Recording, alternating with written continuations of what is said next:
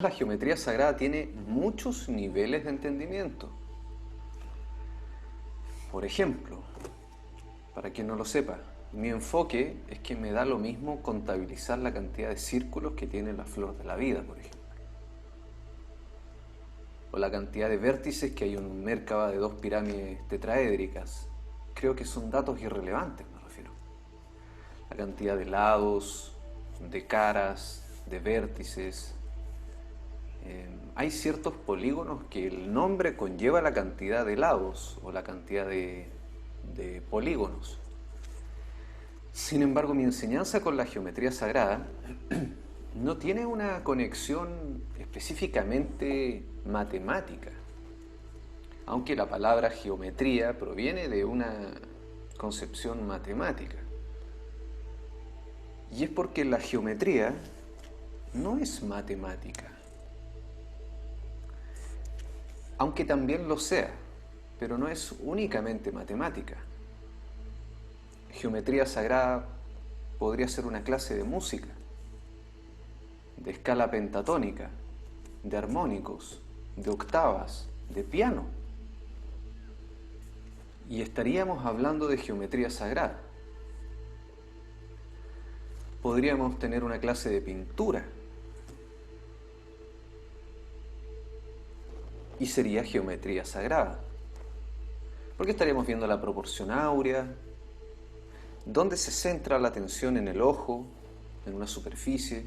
Da lo mismo un cuadro cuadrado, simétrico, que un cuadro rectangular, que una tela asimétrica, por ejemplo, dónde se ubica el ojo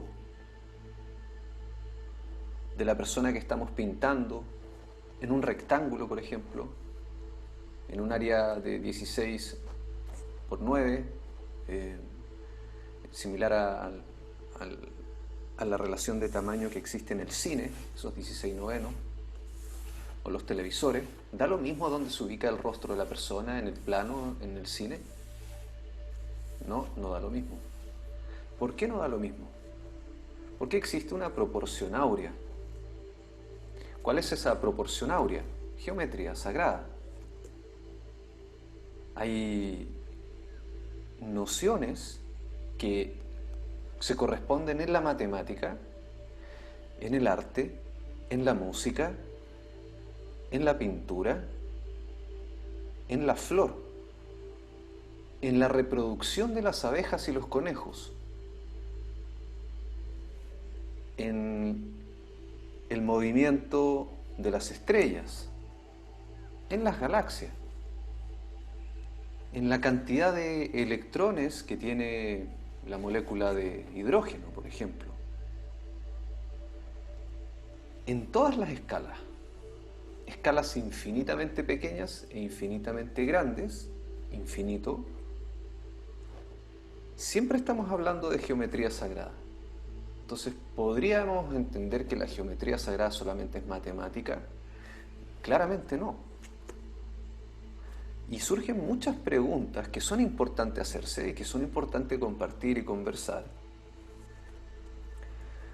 Porque cada uno es un observador que está interpretando la realidad. La realidad entendemos que es una interpretación. No existe la realidad objetiva.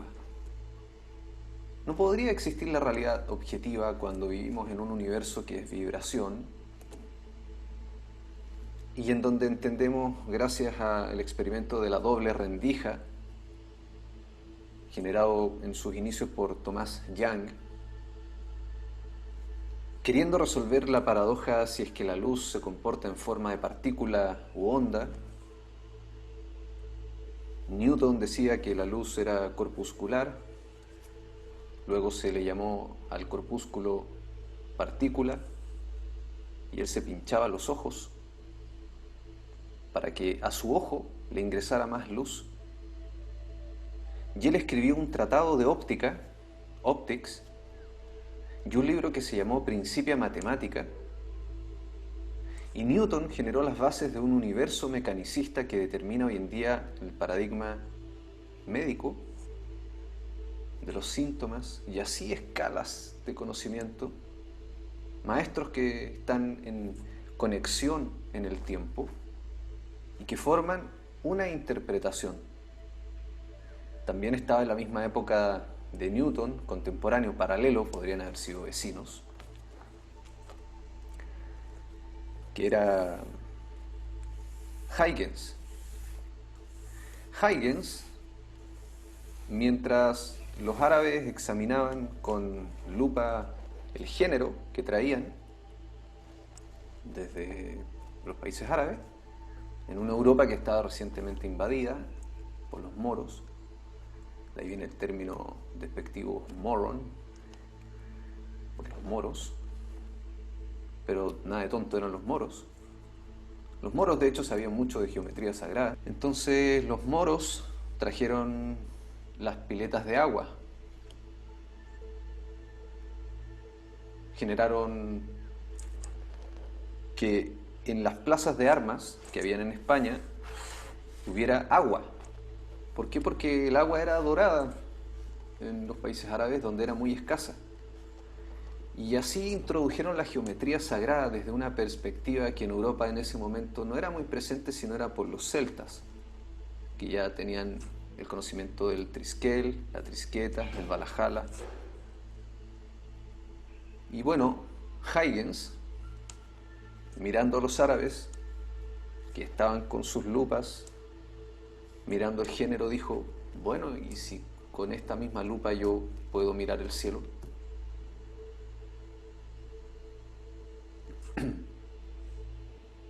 Se armó un telescopio él mismo y miró Titán, una de las lunas de Saturno, y fue uno de los primeros humanos en mirar Titán, 100 veces más cerca de lo que se veía en ese momento. Y asimismo se dio cuenta que había una serie de probabilidades. Generó un área en la matemática llamada probabilidad, que hasta el día de hoy existe y se estudia, y simplemente siendo un tipo muy genial, tenía tanta inteligencia y genialidad que en sus tiempos de ocio, tirando una moneda, se dio cuenta que podía predecir si la moneda caía en cara o en cruz. Y eso determinó el nacimiento de la estadística desde la probabilidad para los juegos de azar, con lo cual se dice que ganó mucho dinero, porque se dio cuenta que había una predeterminación estadística. Entonces, si de 1000 veces, una vez algo iba a surgir, valía la pena jugar 1000 veces, porque una vez sí iba a ganar. Ya estoy sintetizando a su máxima expresión el ejemplo. Es más complejo lo de la estadística. ¿Por qué? Porque el universo también pasa a ser de alguna forma estadístico. De hecho, se habla de superdeterminismo. Un universo que está predeterminado desde lo que la ciencia llama el origen de los tiempos, el Big Bang. Bueno, y Huygens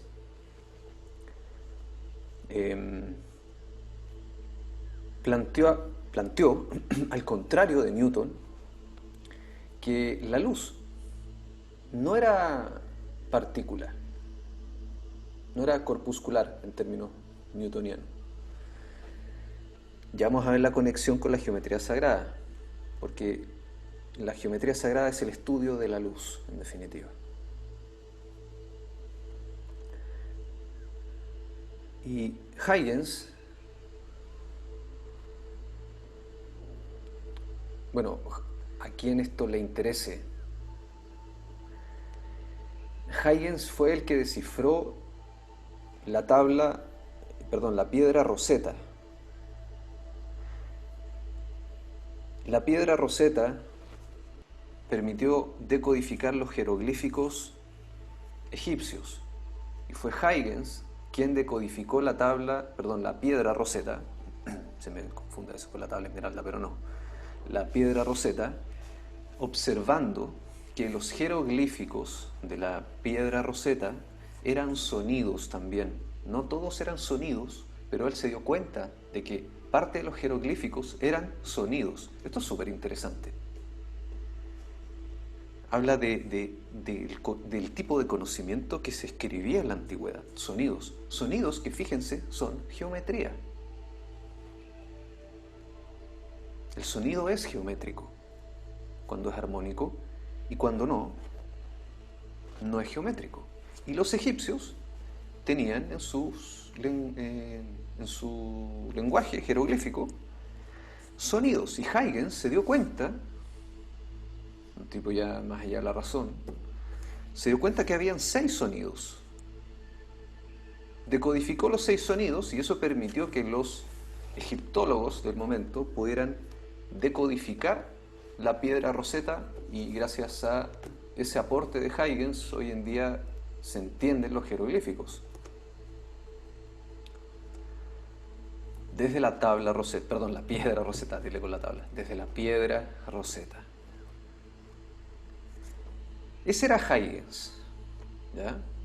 Yo nombro un poco más de Huygens porque de Newton se sabe mucho más, pero Huygens fue un tipo que le hizo el peso a Newton en muchos aspectos.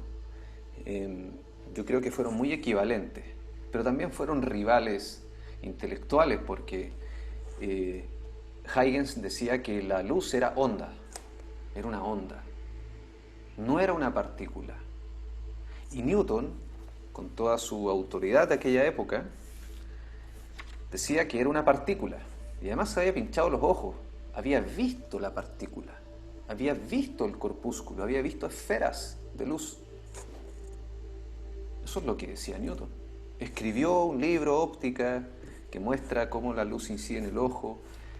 Estudios que luego Da Vinci continúa, y Da Vinci también escribe un libro de óptica, donde Da Vinci va más allá, saca ojos de las personas, diseccionando ojos, y dibuja el ojo.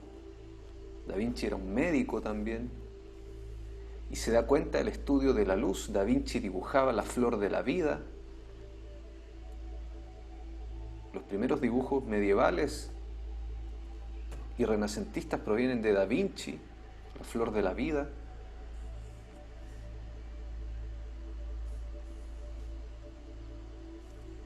Hay una conexión. Y bueno, gracias a los estudios de Newton con la luz y el ojo, Da Vinci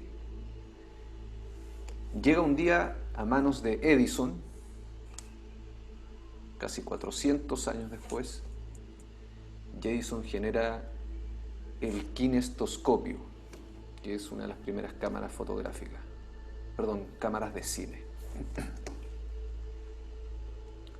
donde Edison genera la cámara de cine, la primera cámara de cine.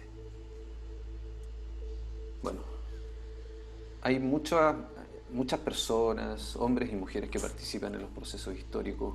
Algunos añaden una coma, un punto, una palabra, pero que van permitiendo escribir el libro de historia. Y son historias apasionantes, relatos que son llenos de vidas humanas. La vida humana de cada una de estas personas que he nombrado está implícita directamente. Sin la vida íntima de esas personas no se entienden los aportes de esas personas. Y todos tienen algunos aspectos en común.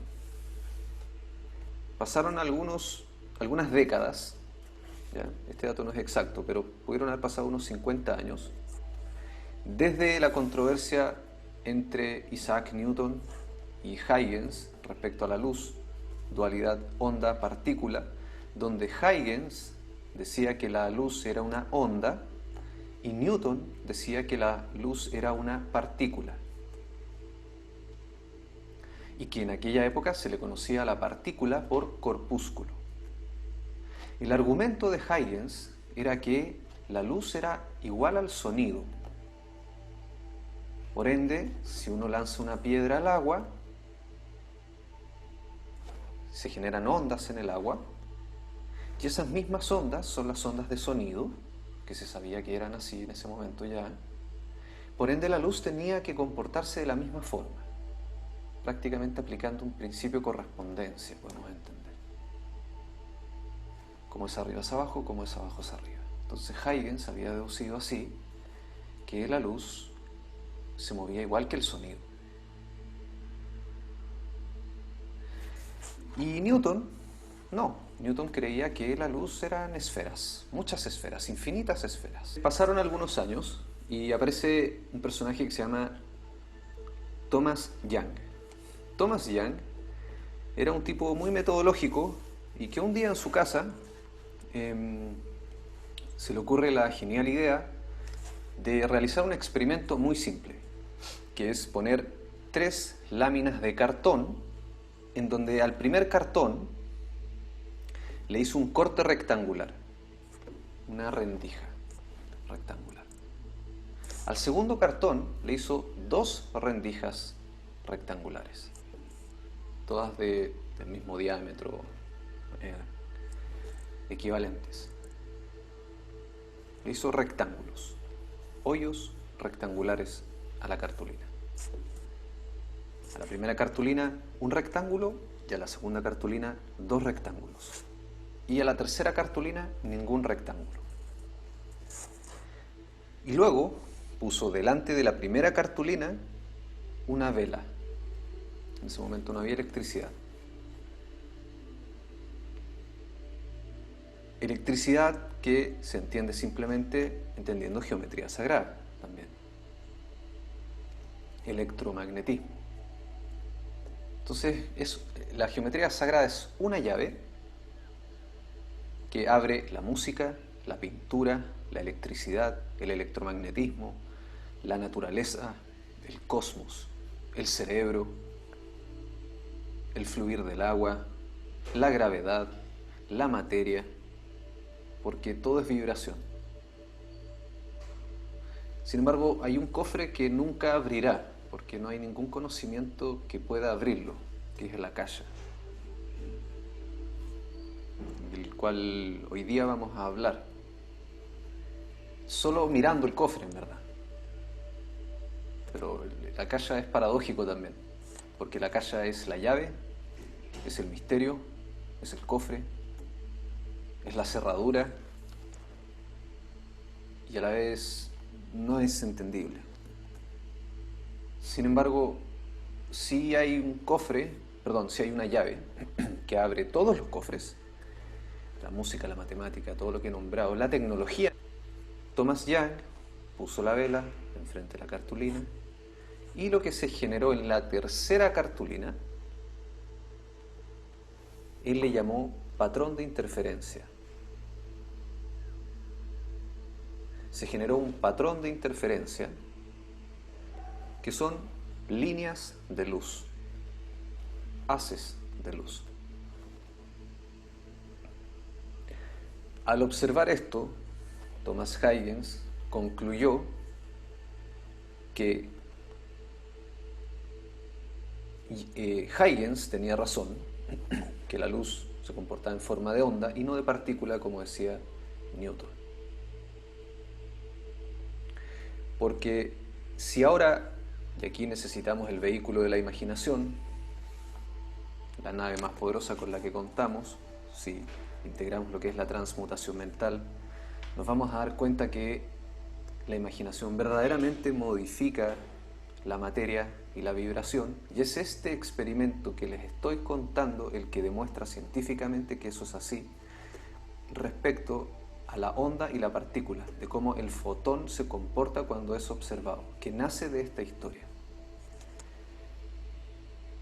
Si ponemos las 3 cartulinas en el agua y ahora no ponemos una vela frente de la primera cartulina, sino que lanzamos una piedra, imagínense, lanzamos una piedrita delante de la primera cartulina. Lanzamos una piedrita. La piedrita va a lanzar una serie de ondas, ¿cierto? Se generan ondas. Las típicas ondas cuando uno lanza una piedra en el agua. Ahora, delante de la cartulina hay un recorte rectangular. Ese recorte rectangular va a hacer pasar esas ondas a través del rectángulo. Y se va a generar un nuevo patrón de ondas. Imagínenselo, por favor. Y ese patrón de ondas que viene a ser, en términos visuales, como si se hubiese tirado nuevamente una piedrita, pero ahora desde el rectángulo. Es decir, hay un semicírculo que comienza a generar nuevamente las olas. Y esas olas, desde un semicírculo ahora, que es el rectángulo, pasan ahora por las nuevas dos rendijas que están delante. Al pasar las ondas por las dos rendijas, ahora se generan nuevamente dos fuentes de ondas nuevas que hacen interferencia, equivalente a muchas vésicas de Piscis, muchos círculos que están entrelazados, interconectados, muchos a la vez, en donde ya no hay solamente dos vértices, como es el caso en la vésica de Piscis, que son dos círculos que se entrecruzan. Ya hay dos vértices, arriba y abajo, ¿cierto? Los vértices son los puntos de intersección en la geometría, donde uno puede establecer que hay un punto. Bien, ahora, al ser muchos círculos en distintas escalas de tamaño, porque es una onda que se empieza a replicar ahora desde dos fuentes, dos rendijas rectangulares, todos esos vértices generan en la tercera cartulina una concentración de energía que se llama patrón de interferencia. Ahora, la primera conclusión de Thomas Young fue que Huygens tenía razón con el hecho de que la luz se comportaba en forma de ondas. Porque si uno lo piensa tal cual como lo acabo de escribir, y que ojo, Thomas Young se tuvo que imaginar lo mismo con la luz para poder deducir el origen de los haces de luz. Tuvo que hacer mentalmente el mismo experimento. A ver, la experimentación mental, el laboratorio mental, fue la fuerza de Tesla para llevar a cabo sus tecnologías, más de 300 patentes que él tenía en su cabeza y experimentaba en su cabeza. Einstein también planteó hipótesis mentales, experimentos mentales, y así fue avanzando, porque sus planteamientos no tenían la tecnología para poder ser demostrados, y la forma de demostrarlos fue a través de la lógica mental. Lo que hizo Thomas Young al imaginarse el agua es lo que nosotros también acabamos de hacer. Acabamos de imaginarnos cómo luce el patrón de interferencia y desde dónde se origina. Entonces se replica el experimento de Thomas Young, porque se dice, a ver, esto del patrón de interferencia es algo muy interesante, pero no lo podemos dejar únicamente a la imaginación. Hay que ahora someterlo a un método científico, un proceso exacto. Bien. Pero se hace a escala cuántica, con una pistola de electrones. Les voy a dar el nombre de una persona, bueno, se llama J.J. Thomson, el tipo que inventa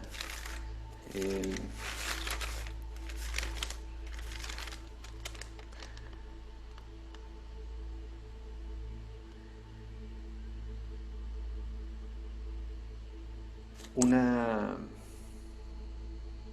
combustión electrónica. J.J. Thomson descubre el electrón, genera el experimento del rayo catódico, calentando un electrodo de metal hasta que logra dividir un electrón. Por un lado descubre el electrón y por otro lado lo divide, haciendo que la ciencia dé un paso más en el entendimiento de lo que es la vibración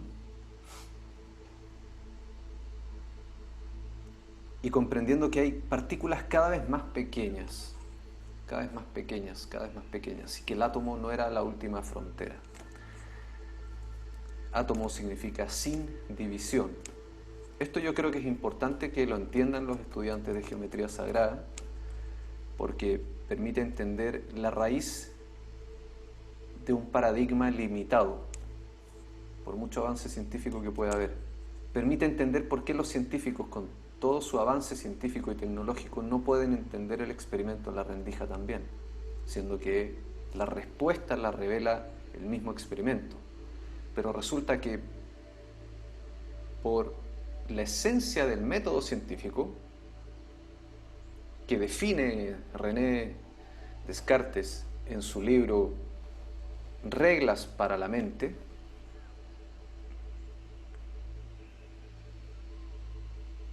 no es posible dejar en manos de la conciencia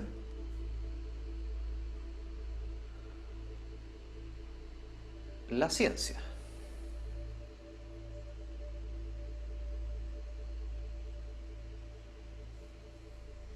Esto da paso a la física cuántica, porque a la vez se vuelve paradójicamente, dicho así, se vuelve paradójico que se demuestra científicamente con el experimento de la doble rendija que la ciencia participa del proceso de manifestación físico. El experimento de la rendija es que ahora, ya con la ciencia que se había dado cuenta que hay cada vez partículas más pequeñas, surgen los fotones, ¿ya? Que son partículas de luz, unas partículas verdaderamente infinitamente invisibles, ¿ya? Chiquititas, chiquititas, chiquititas, chiquititas, son luz, el fotón. Y se disparan fotones ahora, replicando el experimento de Thomas Young, ahora con 3 placas, todo esto a escalas cuánticas, con 3 placas de acero, nuevamente un rectángulo en la primera placa, 2 rectángulos en la segunda placa y una placa sin orificio. Se empiezan a disparar fotones. Se empiezan a disparar fotones. Y lo que se empieza a observar es que de todos los fotones que son disparados y que pasan a través de las rendijas, la mitad pasa aleatoriamente por una rendija y la otra mitad por otra rendija. Aleatoriamente quiere decir que no hay una secuencia, no es que pasan primero 10 fotones por la rendija A y luego 10 fotones por la rendija B, sino que aleatoriamente, sin poder ser una probabilidad de cuántos fotones pasan por qué rendija, pasan una mitad por una rendija y otra mitad por otra rendija. Y se genera el patrón de interferencia, conocido ya por Thomas Young de la vela. El mismo patrón de interferencia, es decir, líneas de información, que en este caso son fotones. Lo mismo que se generaba con la vela, pero ahora a escala cuántica se demuestra. Es lo que permite sacar la piedra que bloquea un camino en el paradigma. Es lo que permite entender la transmutación mental, es lo que permite entender aspectos muy profundos, y es también la pregunta que no tiene respuesta en este momento en el paradigma científico. Viene a ser la punta de la pirámide de la ciencia. En el primer intento, cuando los fotones son disparados por la pistola de fotones,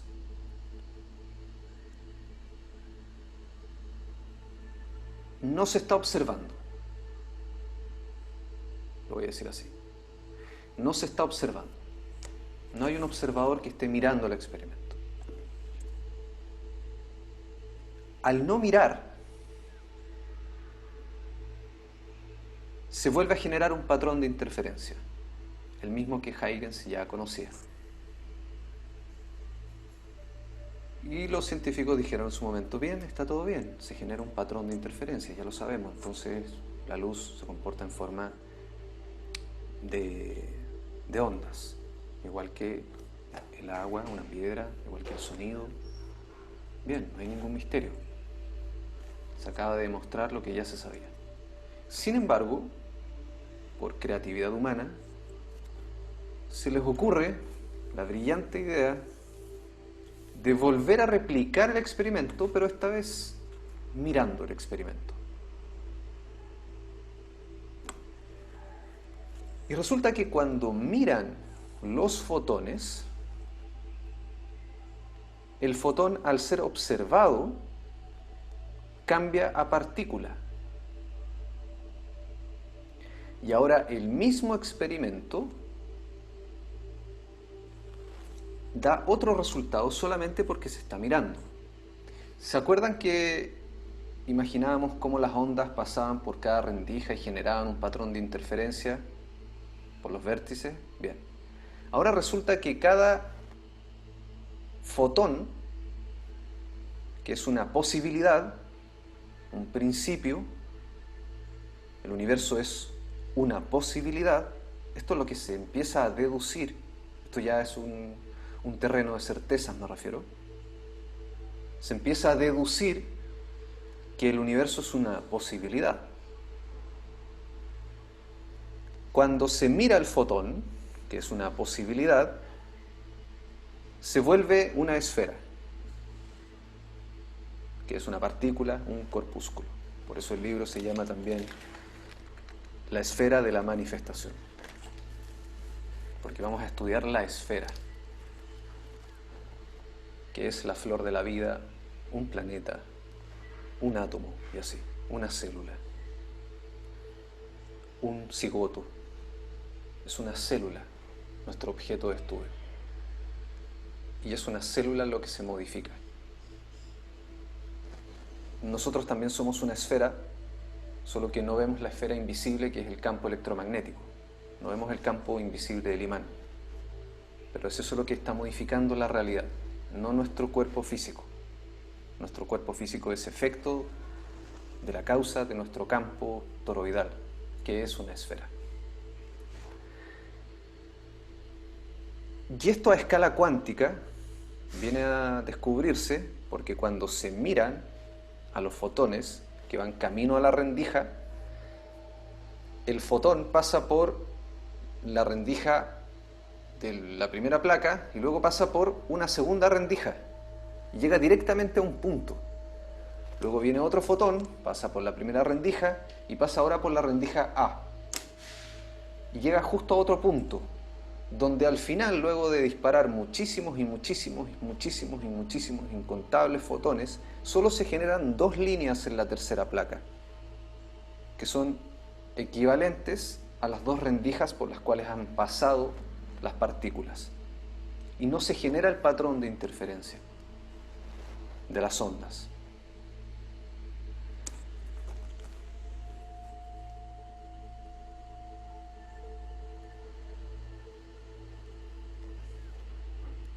Esto, que en ciencia no tiene una explicación hasta el día de hoy, y se han elaborado muchísimas teorías al respecto, viene a ser la punta del iceberg, de un iceberg que se descubre con el experimento de la rendija, en donde la conciencia empieza a formar parte, ahora empíricamente, ahora científicamente demostrado por primera vez, de la naturaleza del universo físico. Porque si comprendemos que los fotones son luz y todo es la luz, como nos decía Tesla, podemos comprender que estamos constantemente modificando la realidad objetiva, que ya no es objetiva entonces, sino que es una interpretación y que se modifica según mi vibración, la vibración de cada observador que interpreta la realidad. Ya.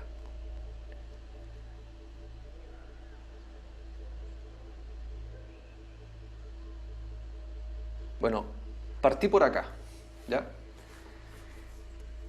Para hacer una conexión con los fotones, porque es esencial comprender un entrelazamiento cuántico, el todo está conectado, ¿ya? Porque es simple decir todo está conectado y uno volver a la conciencia ancestral de decir somos uno. Inlak Ech, Jalaken, yo soy otro tú eres otro yo, Namaste, Mari Mari en Mapudungún, 10-10, que significan yo tengo 10 dedos, tú tienes 10 dedos, somos iguales. Es la raíz de lo simple, es decir, no le demos más vueltas, somos lo mismo, somos iguales, somos equivalentes. Y así, en todas las escalas universales, al ser todo vibración, somos uno. Pero para la ciencia eso no es suficiente. Recordemos que ha habido un pensamiento mágico que creía que por enojo de los dioses existía la epilepsia. Y no fue hasta que surge Hipócrates, hace 2300 años, el padre de la medicina contemporánea, que los médicos hacen el juramento hipocrático, y que es el mismo juramento que hace Hipócrates, el que dice que el misterio sagrado es un conocimiento ignorado y que lo que llamamos hoy enfermedad sagrada no es simplemente desconocimiento, y que lo que entendemos por magia, en sus términos en ese momento, son causas naturales que desconocemos. Hoy podríamos decir simplemente ciencia. Yo comparto plenamente también, aquí doy mi punto de vista, el pensamiento hipocrático. Lo que no hace también que por mi propio vivir diario no sepa que sí existe la magia. Yo pienso en Maitreya y pasa un pájaro volando y eso no tiene una explicación para mí. Está más allá de mi razón. Y asimismo está más allá de la razón científica el por qué cuando se mira la luz se vuelve esfera, una partícula, y cuando no se mira, sigue siendo un océano ondulante de energía. Es como que uno jugara con la energía. A ver, partícula.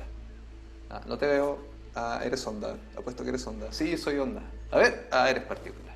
Y así, constantemente. Cada vez que miramos, estamos modificando. Y modificamos según nuestra vibración. La física, esto es un repaso para tener una base homogénea a todo lo que es la ciencia, porque se requiere de un mínimo lenguaje científico y físico, y este es el mínimo lenguaje científico y físico, me refiero, para poder ahondar en las profundidades del océano cósmico, que es la conciencia. Y entendemos así que es la conciencia a lo que le decimos cosmos, por ejemplo. Cosmos, palabra, que sabemos gracias al doctor Masaru Emoto, que tiene una geometría igual que el copo de nieve.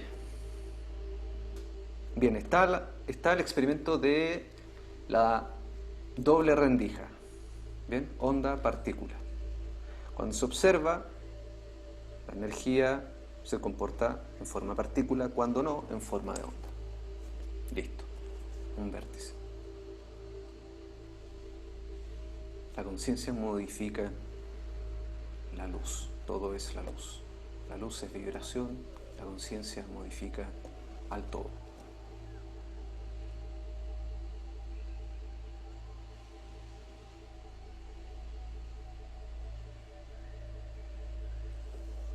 un vértice. Ya, otro vértice.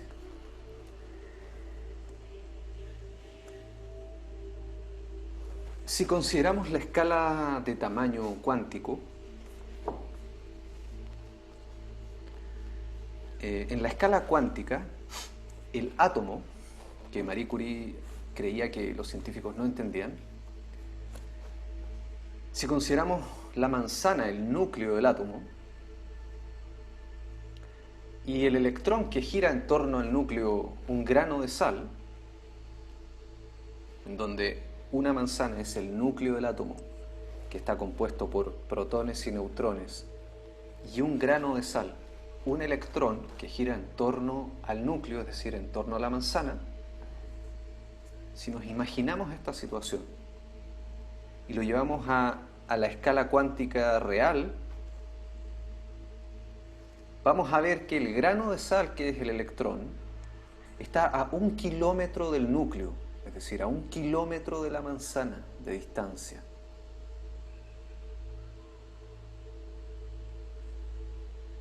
El electrón es una esfera, el núcleo también. La manzana, de hecho, geométricamente es equivalente al campo toroidal, literalmente. Es una de las pocas figuras en la naturaleza que refleja de forma equivalente el campo toroidal. También la palmera, por ejemplo, el árbol, y así. Si entendemos que la masa es luz condensada, aquí vamos a abrir la mente más allá de los confines conocidos. Si entendemos que la masa es luz condensada, entendemos que el electrón es una unidad de luz condensada. Y entendemos que el núcleo del átomo es también luz condensada.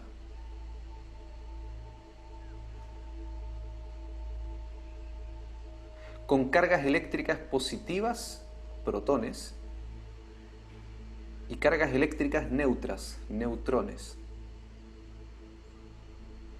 Y el electrón, que es el grano de sal, que se encuentra a 1 kilómetro de distancia de la manzana, que es el núcleo del átomo, tiene una carga negativa.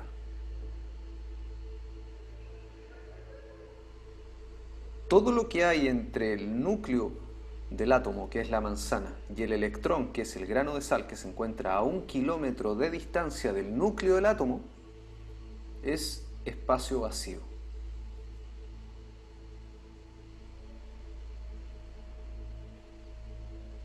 La masa atómica tiene esta relación que acabo de nombrar entre una manzana y un grano de sal a 1 kilómetro de distancia de la manzana.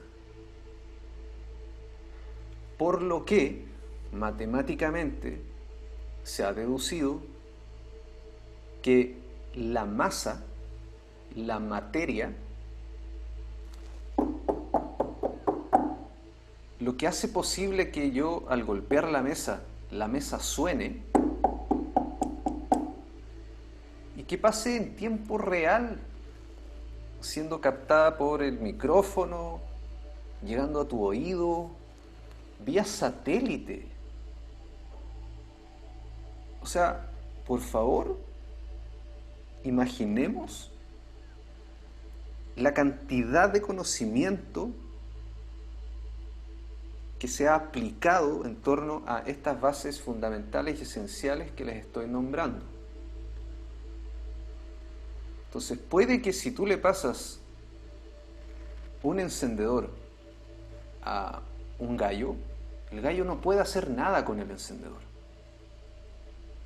Puede que si le pasas un encendedor a cierto tipo de primate, el primate no haga nada con el encendedor. Puede que si le pasas un encendedor a un ratón, el ratón no haga nada con el encendedor. Pero si le pasas un encendedor a Isis, Isis puede hacer fuego calentar una tribu, una casa, hacer comida, hacer ropa, derretir metales, coser, greda. ¿Me entienden? Estamos todos en el mismo universo. Todo es vibración. Sin embargo, los seres humanos, por más que tengamos la tendencia a compararnos con los animales en nuestro beneficio, muy antropocéntrico, por algo se le llama el antropoceno a esta era,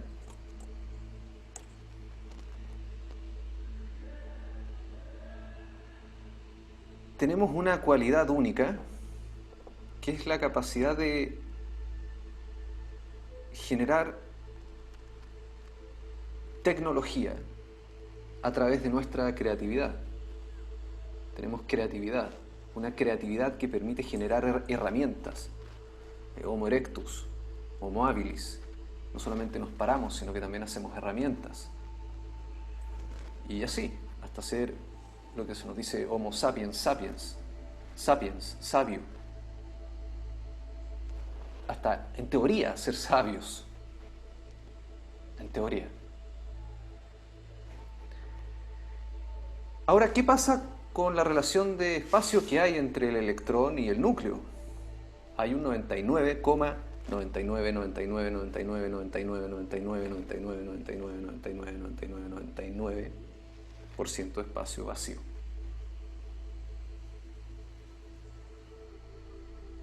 Es una ilusión la realidad física. Segundo principio.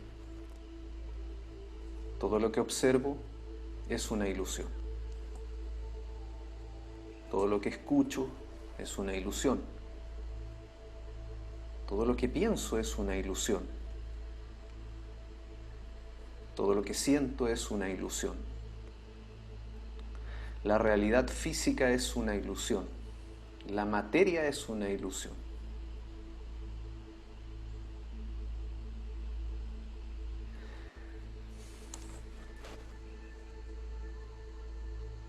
Tercer principio.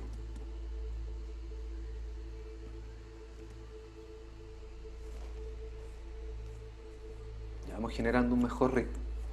Tercer principio, si no se quedan dormidos. Tercer principio.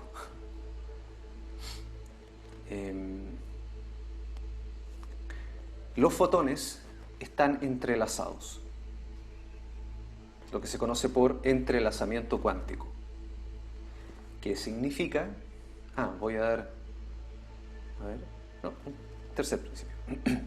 Lo que se conoce por entrelazamiento cuántico. ¿Qué es el entrelazamiento cuántico? Algo que los físicos cuánticos se dieron cuenta, y es que el fotón, el milagroso fotón, que es capaz de cambiar según si se observa o no,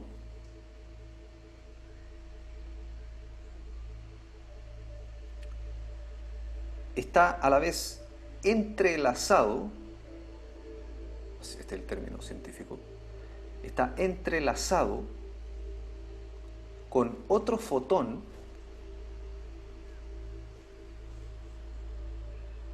en el tiempo y espacio. ¿Qué quiere decir esto?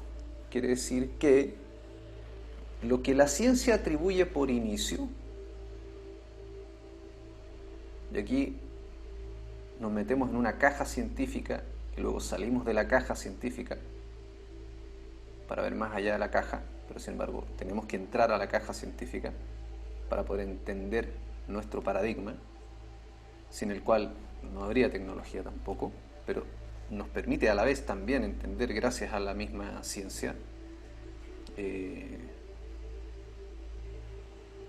que en algún momento ciencia, magia, conciencia se van a unificar y quizás no va a haber una diferencia clara en el tiempo de qué es conciencia y qué es tecnología. Bueno, pero esto ya forma parte de la proyección futura del conocimiento humano, de la conciencia, del desarrollo espiritual y de la tecnología, que cada uno podría ahí decir qué es lo que se imagina.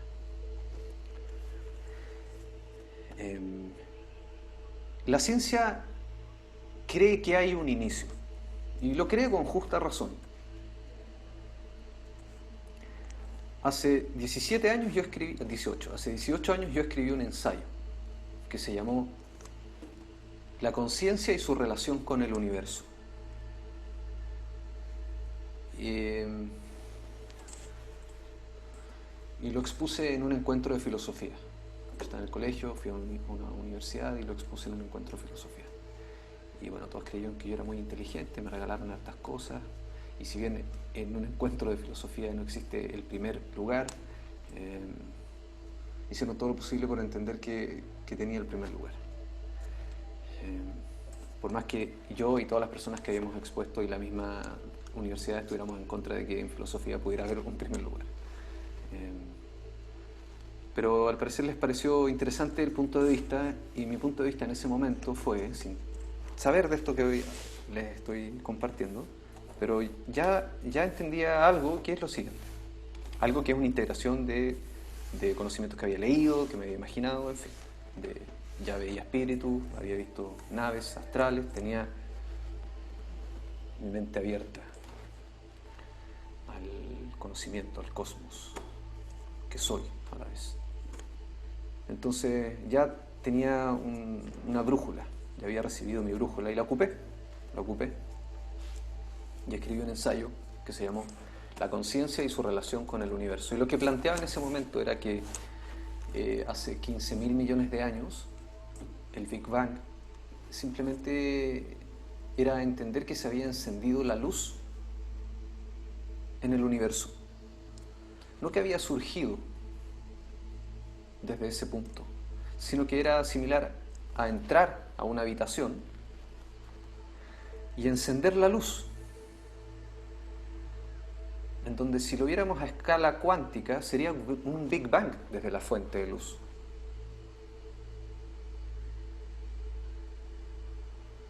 Pero que la luz no hacía que las cosas comenzaran a existir, sino que las hacía visibles, las hacía perceptibles. Las cosas ya estaban en la pieza. La habitación no había comenzado a existir solo porque se encendió la luz en la pieza. Los muebles, las plantas, los objetos de la habitación ya estaban ahí. La pieza ya existía, pero se hacía visible. Y nosotros, siendo motas de polvo en el espacio cósmico, simplemente veíamos Hiroshima. Porque a esa escala los fotones impactaban entre ellos y veíamos una cantidad de energía fulgurante incalculable, más allá de nuestra imaginación. Y ese punto fue detectado y se le llamó Big Bang. Bien, esta era mi teoría hace 18 años. Ahora, ya habiendo estudiado el Kybalión, por ejemplo, es cada vez más claro y más evidente entender, y muy obvio en verdad, cuando uno simplemente se suma a la sinfonía de sabiduría ancestral, es muy obvio entender que nunca ha habido un inicio y de la misma forma nunca va a haber un final, porque existe la eternidad que elimina la noción del tiempo lineal. Eternidad que, si es dicha al agua o escrita la palabra eternidad, genera un Merkaba en el agua, una estrella de 6 puntas.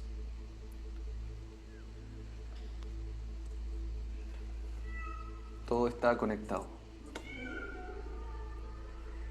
Y para explicar ahora de qué forma existe esa conexión a nivel cuántico, existe el hecho de que desde esa explosión, desde ese amanecer cósmico, desde donde surge en esta parte del universo la dimensión física que conocemos y llamamos universo. Ya ahora sacando las alas y volando más arriba del bosque, me refiero, más allá de la biblioteca. Desde ahí se generan fotones, partículas de luz, que desde la fuente son la misma partícula, pero que al salir de la fuente se dividen. Esto es muy lindo de narrar, porque es así la vida misma también. Como es abajo es arriba, como es arriba es abajo, como es adentro es afuera, como es afuera es adentro, como es un lado es al otro y así, al contrario. Surgen dos fotones desde la misma fuente y esos fotones luego se separan, comienzan a viajar, similar a dos hermanos gemelos que comienzan a viajar por el universo a la velocidad de la luz. Son luz y van a la velocidad de la luz. Y luego de miles, decenas de miles de años, que hasta donde estamos nosotros, la Tierra, han pasado 15.000 millones de años, pero para otras galaxias han pasado 30.000 millones de años por distancia, por lo que tienen 15.000 millones de años de posibilidades de evolución más que la nuestra. Y asimismo, las galaxias que están más cerca del punto de origen, Big Bang, entendido científicamente por punto de origen, los que están más cerca del amanecer galáctico llevan menos tiempo en la galaxia, son los hermanos menores, y los hermanos mayores están en escalas más lejanas a la Vía Láctea, entendido lejano desde la primera explosión, ¿ya? Desde el parto galáctico. Esto que acabo de decir del tiempo te puede llegar a ser muy interesante y te va a permitir entender la cantidad de seres que verdaderamente, ya por probabilidad, aplicando el conocimiento de Huygens, por probabilidad ya llega a ser una certeza que existan, pero con una probabilidad de que tengan 100.000 años de evolución más desde el punto donde nosotros ahora estamos, por ejemplo.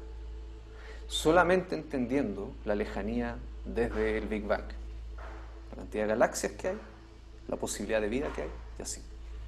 Alpha Centauri no está muy lejos desde donde estamos nosotros, está a 40 años luz, es un sistema solar que está en la misma Vía Láctea y ya tiene todas las condiciones iguales a la vida que hay en el planeta Tierra. Entonces, así, que estemos rodeados de naves en este momento y que estemos siendo escuchados por muchas galaxias, en este momento tampoco es una locura. Sobre todo entendiendo esto que voy a decir. Los dos fotones gemelos que surgieron desde la gran explosión, luego de haber viajado cada uno por su propio camino, quedaron separados por millones y millones de galaxias. Estoy explicando un tercer principio, el entrelazamiento cuántico. Estos dos fotones que quedaron distanciados en el espacio y en el tiempo, en donde entre cada uno hay miles de millones de galaxias, cientos de miles de millones de años luz de distancia en el espacio y el tiempo, si uno de esos fotones es observado por Olga,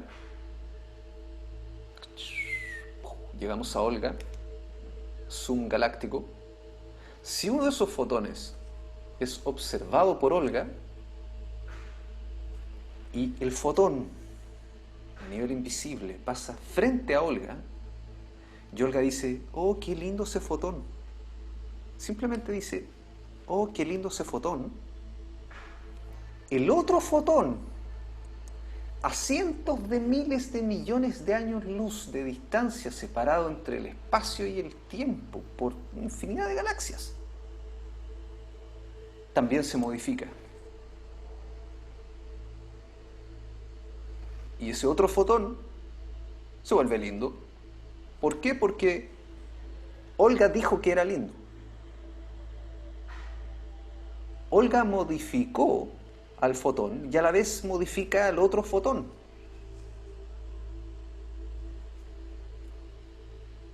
Pero ¿qué pasa si ahora Mauricio mira el mismo fotón? Ya no es Olga. Entonces, esto es igual que las células madre, ojo. Es decir, la misma célula madre puede generar un músculo, un tejido nervioso, un glóbulo rojo, el mismo material. Ya, ahora el fotón al pasar frente a Olga se volvió lindo y el otro fotón se vuelve lindo. Dos fotones lindos en el universo. Y ahora ese fotón pasa frente a Mauricio. Y Mauricio dice, oh, este fotón me puede ser útil.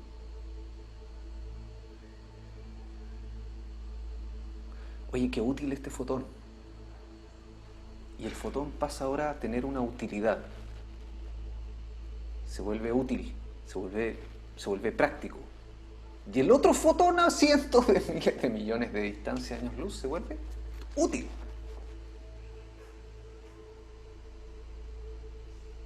Se modifica, se transforma. El mismo fotón ahora llega donde María.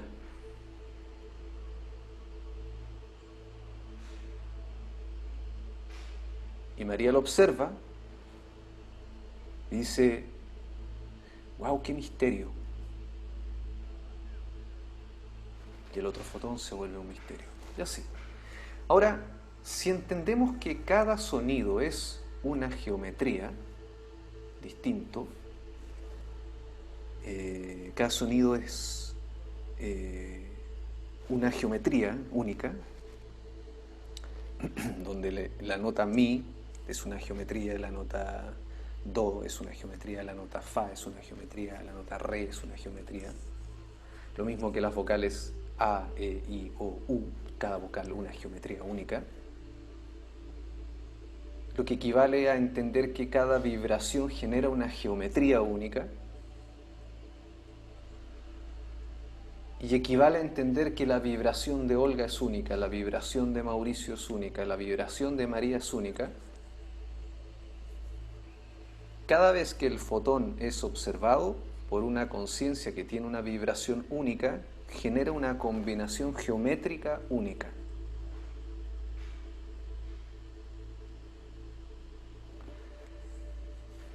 Entrelazamiento cuántico. Al modificar un fotón, una partícula, un átomo, estoy también modificando al otro átomo que está entrelazado. Ahora, ya, hasta ahí, tercer vértice, entrelazamiento cuántico, modificación más allá del tiempo y el espacio. Cuarto punto, cuarto vértice,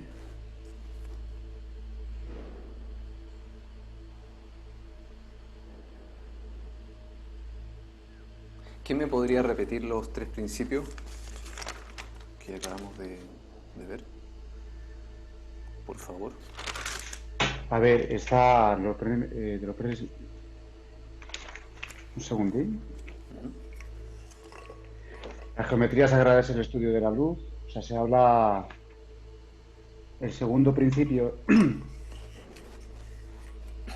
es, o sea, que toda realidad física es una ilusión. O sea, todo lo que se observa es una ilusión. El tercer principio habla sobre el entrelazamiento cuántico. Los fotones están entrelazados en el tiempo y en el espacio. Y ahora ya íbamos a ir por el cuarto principio, o cuarto vértice. ¿Y el primer principio cuál es? Entonces, Permíteme un segundo. Porque no es que la geometría es luz.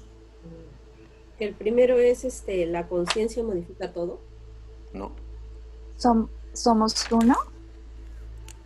No. O sea, es la forma de la luz, ¿no? Es una onda o una partícula. A todos reprobados. La posibilidad de teoría, o sea, vamos, dependiendo de si se observa la luz o no, es onda o partícula. Ya, y eso es un principio, es el segundo principio que di. ¿Cómo se llama ese principio? El experimento que Primer- da origen a ese principio, ¿cómo se llama? todo lo Onda que partícula. observas El primero es proporción áurea, profe. Oliva, Hola. no, qué lejos, tan lejos como queremos empezar con el núcleo del átomo. Hola, Es el buen día. experimento de onda Hola, partícula. Cindy. Hola, ¿es el experimento de la doble rendija? Sí, el experimento de la doble rendija. Te echaba de menos, Cindy, gracias por aparecer. El experimento de la doble rendija da origen al principio científico en la cuántica de que la conciencia modifica la materia. Ahora, este mismo principio se sabía hace 5.000 años. ¿Y cómo se llama ese principio?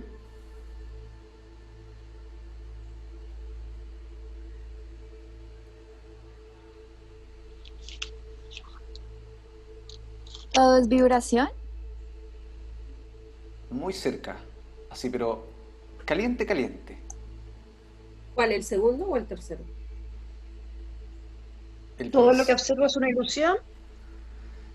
Ujú. ¿Puedes Todo lo que- repetirlo? Tienen razón en todo lo que están diciendo, no es que se equivoquen en lo que están diciendo, al contrario, tienen razón. Sin embargo, estoy buscando el orden y la equivalencia, ¿ya? Porque si dicen todo es una ilusión, tienes razón. Ahora, el experimento de la doble rendija, ¿qué principio hermético viene a validar 5.000 años después? Es de la dualidad onda-partícula. Sí, la dualidad onda-partícula es lo que es parte del experimento de la doble rendija. El experimento de la doble rendija viene a demostrarnos que la luz, los fotones, se comportan en forma de onda y partícula.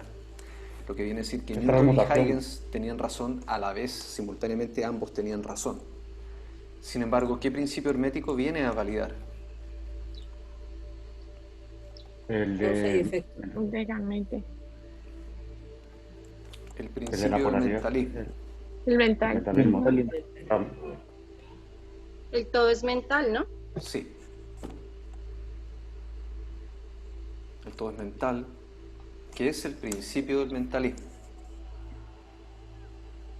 Alguien dijo también el principio de vibración, también. Ahora, yendo más allá de lo científico, porque se dan cuenta que cuando lo narro así, parece una historia muy alucinante, y lo es en el conocimiento humano. Es como tener un pie forzado donde te digan olvida el pensamiento mágico, solamente cuentas con tu hemisferio izquierdo, un poco de imaginación, pero no la ocupes toda porque si no se vuelve mágico, e intenta descubrir el universo que surge de eso que es mágico, imagínense. ¿Ya? Por lo que es un gran logro científico el experimento de la doble rendija. Sin embargo, hace 5.000 años Hermes le llamó a todo esto el principio del mentalismo. Y no sé si alguien quisiera comentar algo más. Bueno, ojalá logren tener en orden los principios. A ver, hoy día dije 3 cosas, esencialmente. Te quería preguntar sobre eso. Disculpa que llegué un poco tarde y disculpa con los compañeros. Quisiera que me comentaras que los principios eran sobre qué. Los principios que estabas explicando, que los escuché todos, pero me perdí un poco más. Sí, y está perfecto porque así también podría hacer un resumen. Luego de cada gran tema que vemos, puedo hacer un resumen. Y puede ser algo que les sirva a ustedes también para sus alumnos. ¿Ya? Sí. Así que bueno, voy a hacer un resumen.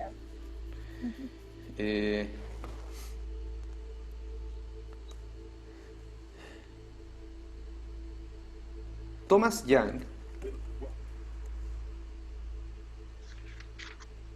más allá del orden, si es que está en el primer principio que nombré, segundo principio que nombré o tercer principio que nombré, el experimento de la doble rendija se origina desde las investigaciones de Thomas Young. ¿Quién es Thomas Young? es el que logra decodificar los jeroglíficos presentes en la piedra Rosetta.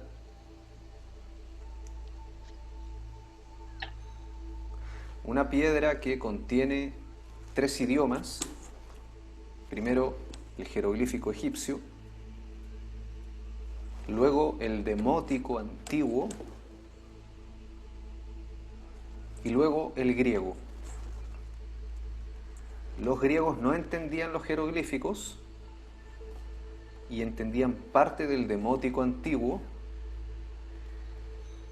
y los sabios griegos querían decodificar el conocimiento egipcio, porque claramente la cultura egipcia les provocó una admiración maravillosa, imagínense. Y gran parte de los griegos estudiaron precisamente en Egipto. Pitágoras, geómetra, aprende todo lo que aprende, se nos dice, luego de haber estudiado 20 años en los templos de Karnak, en el Luxor, en Egipto. Thomas Young decodifica los jeroglíficos presentes en la piedra Rosetta detectando 6 sonidos en los jeroglíficos.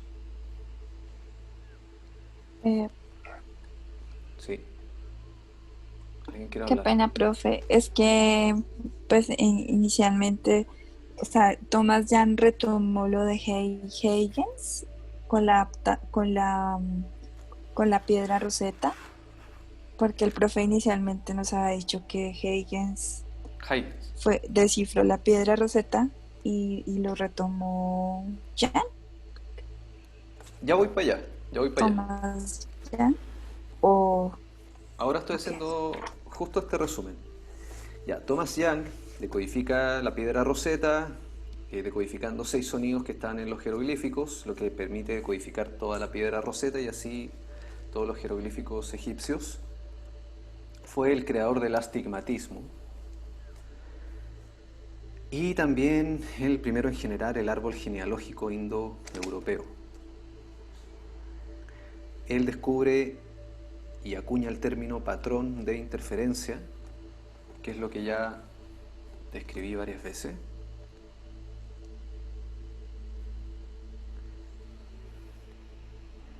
Algunas décadas antes de Thomas Young, Newton creía que la luz era un corpúsculo, una partícula. Newton desarrolla el cálculo, inventa el cálculo. Necesitaba una metodología matemática y la inventó para plasmar su pensamiento. Huygens, bueno, y a todo esto ve los corpúsculos pinchándose los ojos con alfiler. Newton estudiaba lo simple de las cosas, no se iba a lo complejo. Se dio cuenta que los tesoros están en los detalles. Huygens, contemporáneo de Newton, al contrario de Newton, en el tema de la partícula, creía que la luz estaba compuesta de ondas. Desarrolló la probabilidad, al igual que Newton, desarrolló su propia área matemática.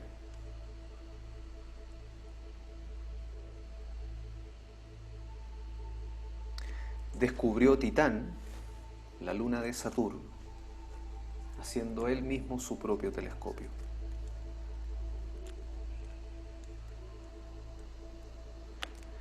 J.J. Thomson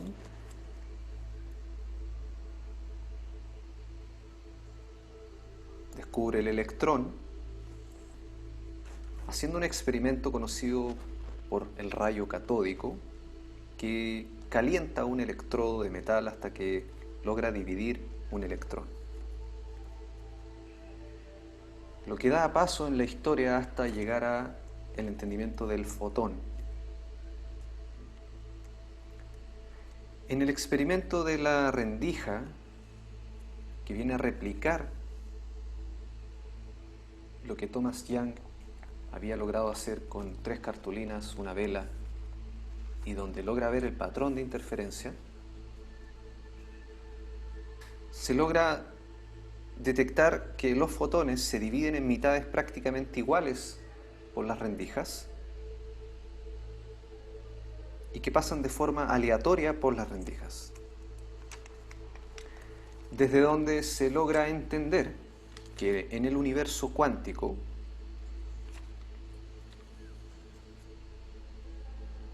el mero hecho de observar modifica la luz.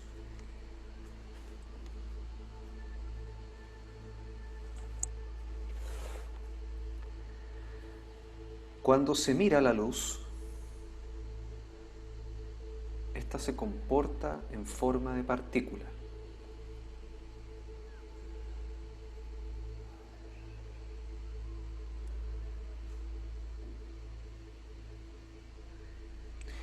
Cuando no se mira la luz, esta se comporta en forma de ondas.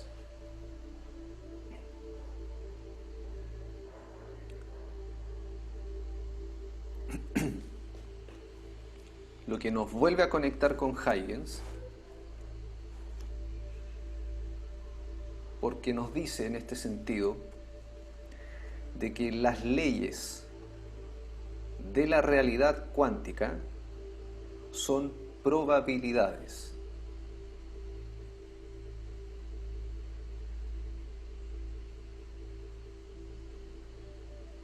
Es decir, infinitas posibilidades.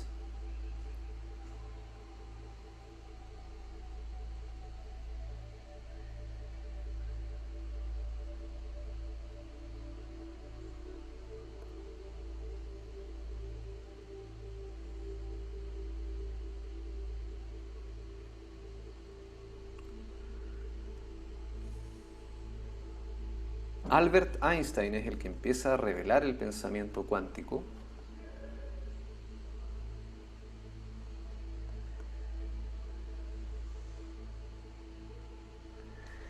Desde donde se llega a entender que independiente de la separación en el espacio y en el tiempo, los fotones siguen entrelazados.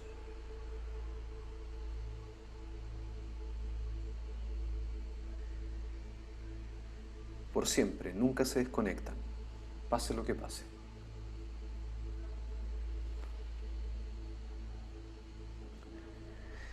Esto se conoce por entrelazamiento cuántico.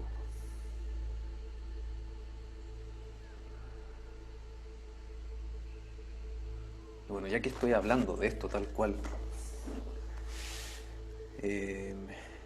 sumar aquí el hecho del bosón de Higgs.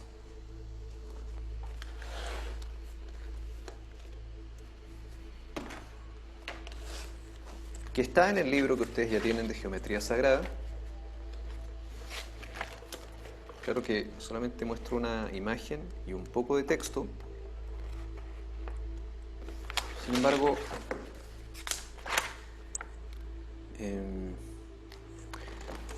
el entrelazamiento cuántico, sigamos el hilo de oro, vamos saliendo de un laberinto. Siguiendo con el entrelazamiento cuántico, es decir, todo está conectado, sumado al hecho de que observar modifica la vibración, la conciencia modifica la vibración,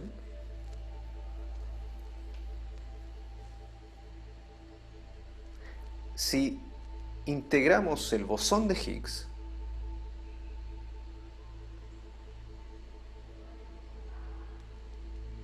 vamos a lograr entender qué es el campo unificado.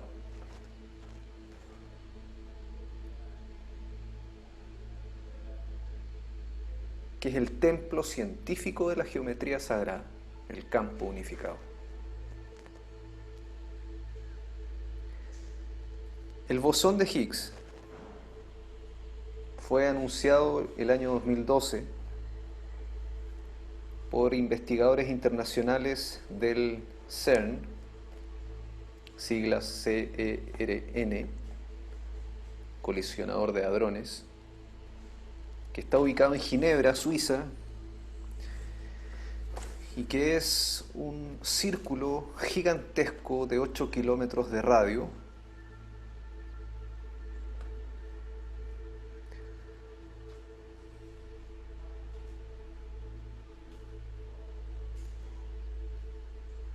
desde donde se descubre, el año 2012, el bosón de Higgs, que también es llamado la partícula de Dios, donde se demuestra que hay un campo de energía invisible que llena el espacio invisible. Es decir, el bosón de Higgs, también llamado la partícula de Dios, demuestra científicamente que hay un campo de energía invisible que llena el espacio invisible.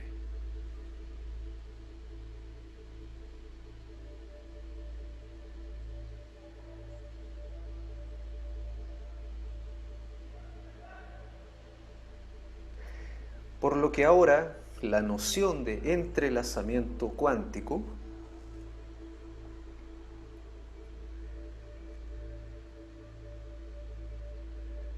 no es que haya una telepresencia cuántica, no hay una teletransportación vibracional entre un fotón y otro fotón separados por miles de millones de galaxias. Nos está teletransportando la energía entre cada fotón, en donde si uno mira un fotón, el otro fotón de igual forma se modifica, lo que viene a demostrar la sanación por telepresencia cuántica, en donde si yo aumento de vibración mi sangre, mi hija también aumenta de vibración, mis papás aumentan de vibración, mis hermanos, mis hermanas, mis primos y así, tíos, tías, primas. Lo que también se demuestra con un experimento que se llama la telepresencia cuántica, con 2 hebras de ADN, que lo he dicho en las clases de biomedicina vibracional. Sin embargo, llego hasta ahí con respecto a la medicina porque ahora estamos solo enfocados en la geometría sagrada, lo cual me gusta mucho porque siempre he querido hablar más de esto en detalle, pero por siempre estar entrando en la puerta de la medicina, no ahondo más en esto, ¿no? Bien, entonces el bosón de Higgs viene a demostrar que hay una energía invisible que llena el espacio invisible. O sea, la distancia que hay entre el grano de sal, que es un electrón, en un ejemplo, con la manzana, que es el núcleo de un átomo, ese kilómetro de espacio invisible, hoy se sabe que hay un océano, esto científicamente, antiguamente los alquimistas ya lo sabían y le llamaban éter, los ocultistas también. Sin embargo, científicamente el éter se negó hasta el bosón de Higgs. Por eso la ciencia, por más que avanza, solo vuelve al pasado también. Muy interesante esto que estoy diciendo para entender cuál es la frontera del conocimiento, qué es aprender.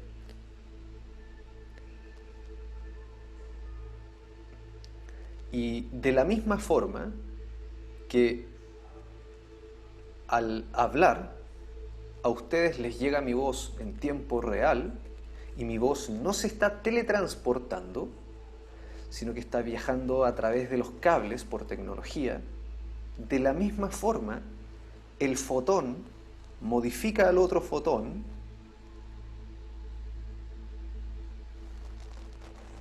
a la velocidad de la luz, prácticamente en tiempo real, se modifica uno, se modifica el otro instantáneamente, a través de la dimensión del éter, que es donde está el bosón de Higgs, la partícula de Dios.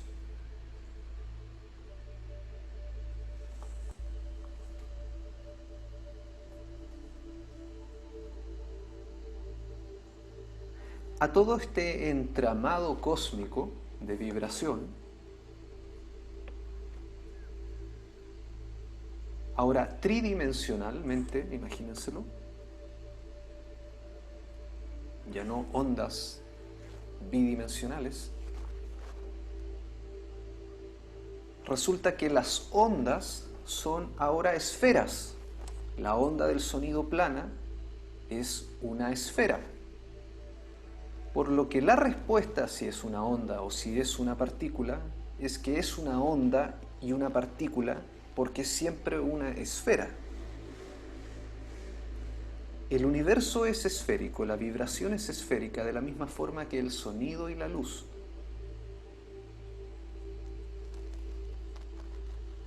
Y lo que se modifica son siempre esferas.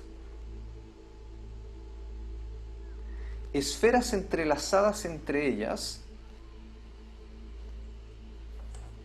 que es muy visible en el cigoto, cuando la célula se comienza a replicar y comienza a replicar esferas.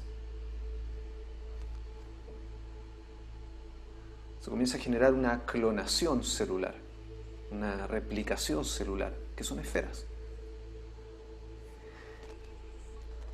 ¿Qué es lo que es la flor de la vida? La flor de la vida muestra ondas. Y aquí voy a detenerme, en verdad, porque ya entramos a la espiral, van a surgir las preguntas del campo toroidal, surgen preguntas naturales que son ¿cuándo el Merkaba pasa a ser flor de la vida? ¿Cuándo la flor de la vida pasa a ser Merkaba? ¿Por qué se habla de la estrella de Metatrón, del arcángel Metatrón?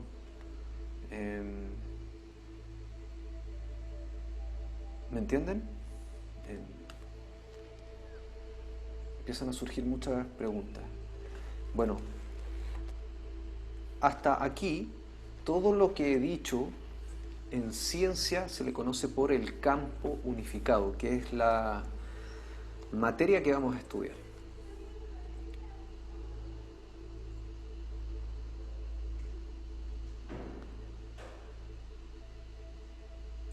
El libro científico se le denomina hoy campo unificado, donde hay científicos que sí han hecho la conexión y entienden perfectamente que es una ciencia, y hay científicos que no han hecho la conexión y creen que vuelve a ser un nuevo éter que reencarna en el tiempo con un pensamiento mágico donde la conciencia determina las probabilidades. Sin embargo, eso que acabo de decir, que era la burla del pasado, es hoy una certeza científica y eso lo demuestra el experimento de la doble rendija.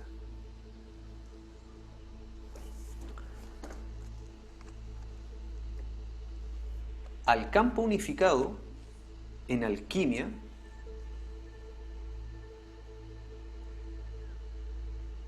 un conocimiento que surge del hermetismo egipcio se le conoce por éter. El éter. Sin embargo, éter no solo ha sido una noción metafísica, alquímica, mágica, sino que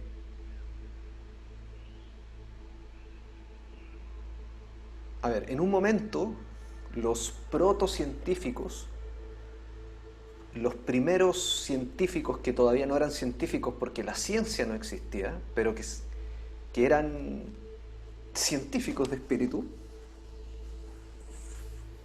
tuvieron diálogos en paralelo con los magos de aquella época. y hubo un traspaso de información que por paradigma ciertos conceptos mágicos fueron perdiendo fuerza, pero que hoy renacen. Porque nadie está descubriendo el agua tibia. Ha sido una pugna de poder únicamente. Pero también entendiendo las justas razones de que, como bien decía Hipócrates, la epilepsia no viene de un enojo de los dioses. No hay que seguir matando las ovejas, las cabras. Entonces, bueno, se mezclan muchas cosas. Entonces, en un momento, magos como Giordano Bruno, como Paracelso,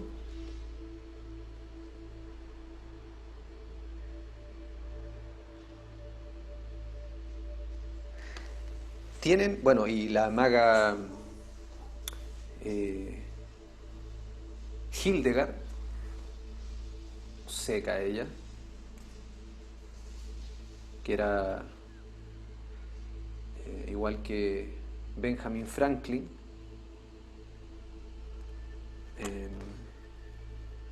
polímata, hacía muchísimas cosas y todas bien. Llegó a tener múltiples escribas por la cantidad de conocimiento que tenía esa mujer. Escribió muchísimos libros de magia verde. Tenía a cargo un convento de monjas, de la cual ella era monja, pero no era una monja ortodoxa ni convencional. Se rebelaba contra los cánones de la iglesia en esa época. Era música, componía una hermosa, hermosa música.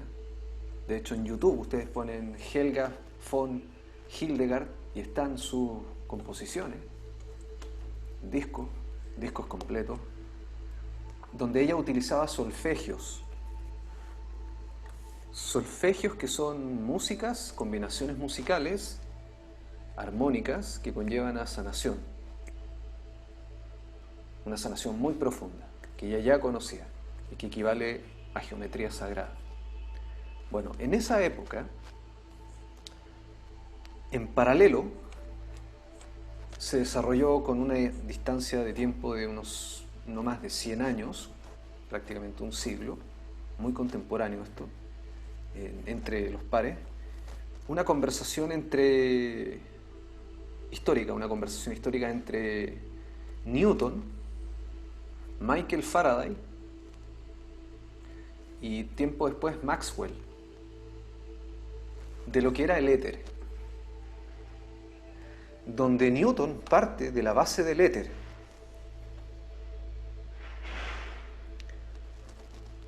Huygens también conocía el principio del éter, y Faraday, cuando dibuja las líneas de fuerza del campo toroidal,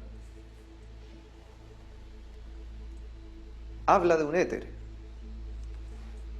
Y Maxwell, que fue un gigante que antecede a Einstein para que Einstein también pueda ser Einstein, con todas las ecuaciones matemáticas que vienen a validar las investigaciones mentales de Faraday, que Faraday, por no ser matemático, no puede generar, pero sí genera Maxwell estudiando a Faraday respecto al éter.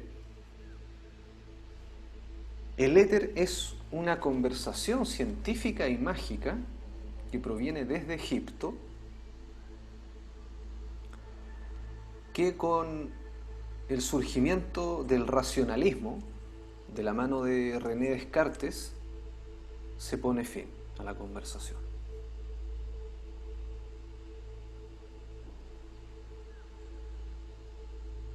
Surge un titán histórico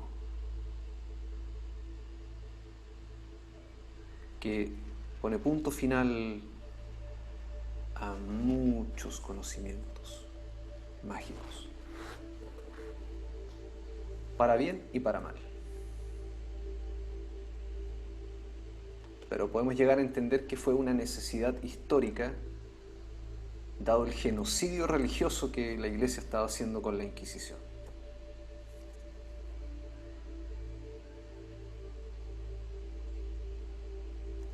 donde se hace necesario un método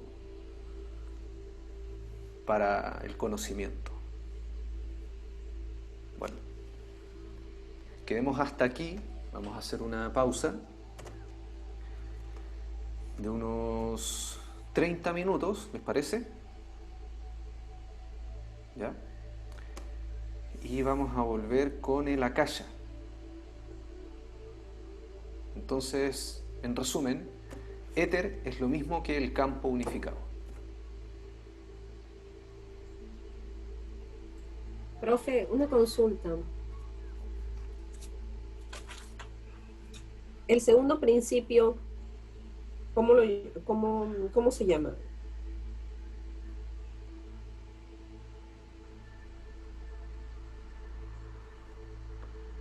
Porque tengo toda, es decir, indica usted de que hay una ilusión en todo lo que se observa, que la realidad física es una ilusión, pero ¿cómo lo llamamos? Le puedes llamar éter, estaría bien dicho, esa ilusión. El mismo material con el cual están hechos los sueños es el éter, y que la ciencia llama campo unificado.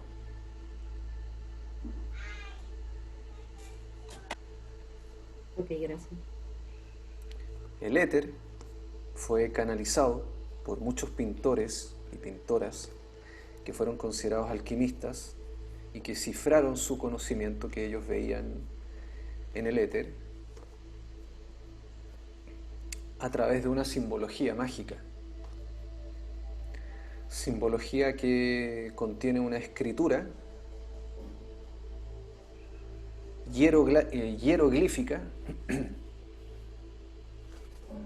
una escritura sagrada para protegerlos de los asesinatos, de los asesinos, del conocimiento, de la magia, del poder.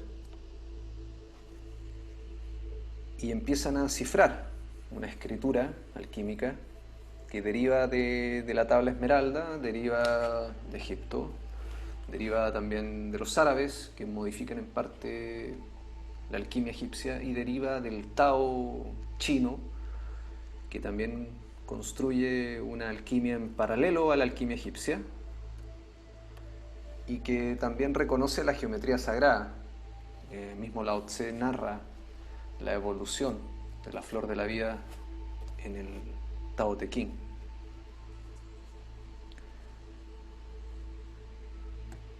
Bueno, hacemos una pausa.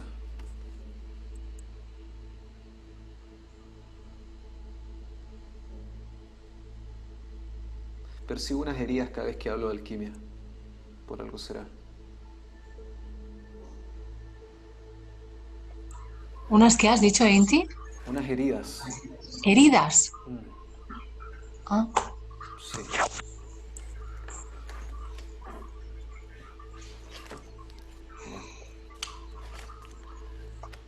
Luz y violeta.